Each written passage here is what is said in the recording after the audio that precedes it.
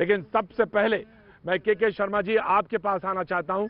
कांग्रेस ने सवाल पूछा है कि 17 मई के बाद आप यानी सरकार क्या करने वाली है, उसका क्या रोड मैप है?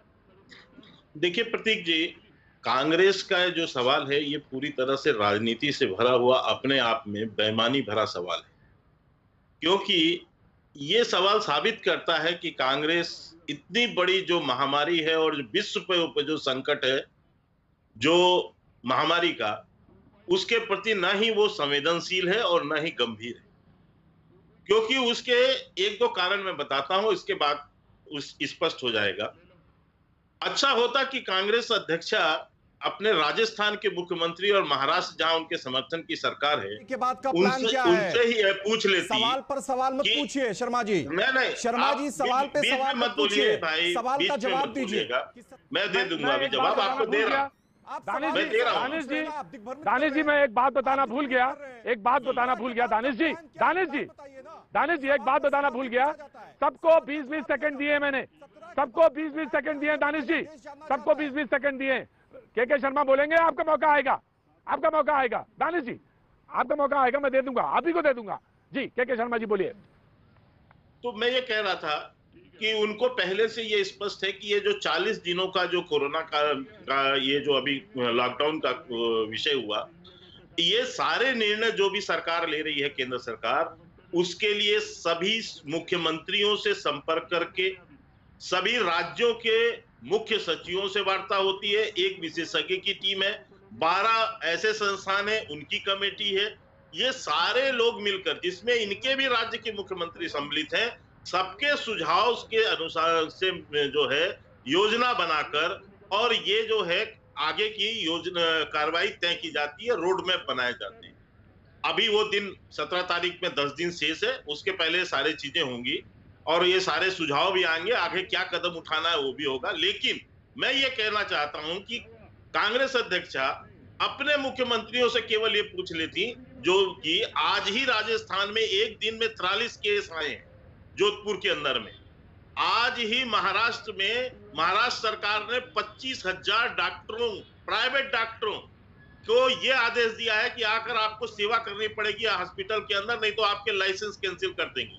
36 में से 34 जिले जो है संवेदनशील बने हुए हैं महाराष्ट्र के। इनसे ही पूछ लेते कि आप क्या करने वाले हैं। यही नहीं, मैं इससे ये कहना चाहता हूं कि ये प्रश्न उठाकर आज इनसे ही एक चीज पूछने की आवश्यकता है, क्या कांग्रेस ये समझती है कि कोरोना का संकट समाप्त हो गया? Danish Rizwan ji, now you respond. Danish Rizwan ji आप रिस्पॉन्ड करिए, 20 सेकंड आपके पास, 20 सेकंड आपके पास, 20 सेकंड आपके पास। दानिश रिजवान। प्रतीक जी शर्मा जी ने 20 सेकंड की जगह 2 मिनट बोला है, लेकिन अब मुझे उनके पूरी बातों का जवाब दे लेने दीजिए।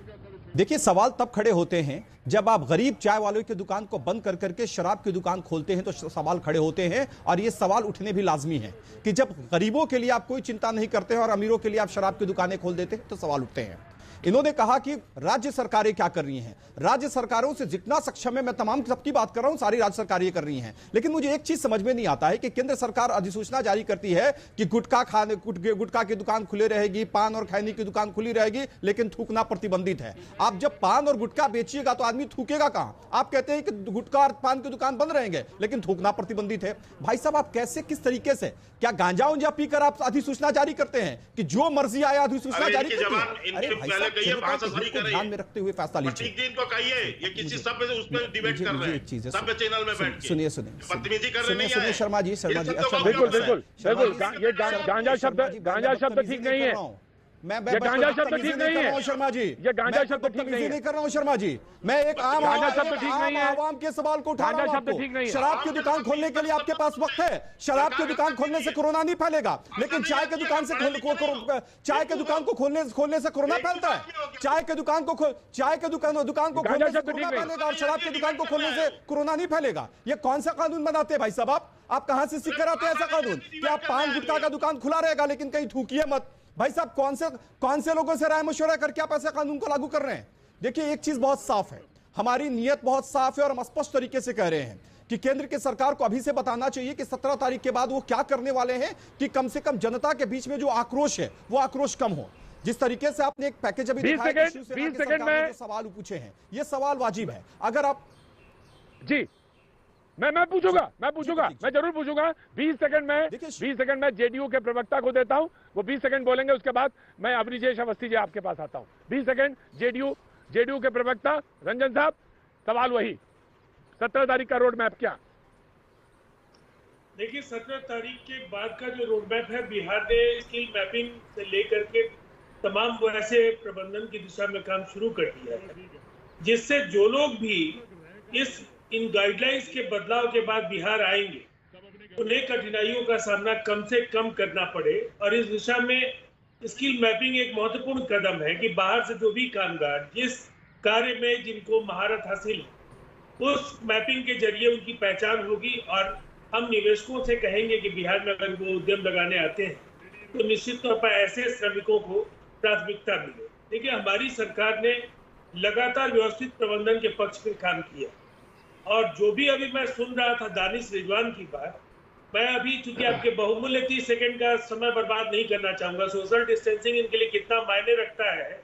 ये पटना से गया जब जीतन राम मांझी जी अपने पूरे कारकेट के साथ आ रहे थे और फिर जा रहे थे बगैर सोशल डिस्टेंसिंग की परवाह किए हुए, वो विजुअल्स भी सार्वजनिक हुए। और इस तरह की नसीहत देने की और गांजा पीने जैसे शब्दों का प्रयोग न केवल अशोभनीय है, आपको कठोरता के साथ बिल्कुल अशोभनीय है। मैं राजीव रंजन जी बात को टोकता हूँ, ये शब्द बहुत गलत है।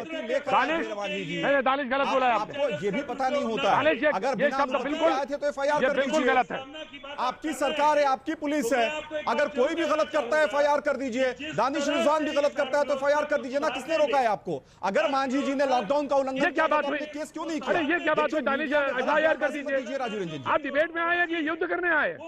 दानिश दिन रात मेहनत किया, उसके बाद अगर केवल वो मजदूर उनके राज्य के हो जाएंगे तो ये दुर्भाग्यपूर्ण है। अगर गाइडलाइंस बताते हैं उसके हिसाब से आपको अभी के शर्मा जी ने भी बताया, महाराष्ट्र से लेकर के और जयपुर तक से जो खुलने वाली ट्रेन है उसकी जानकारी आपको दी।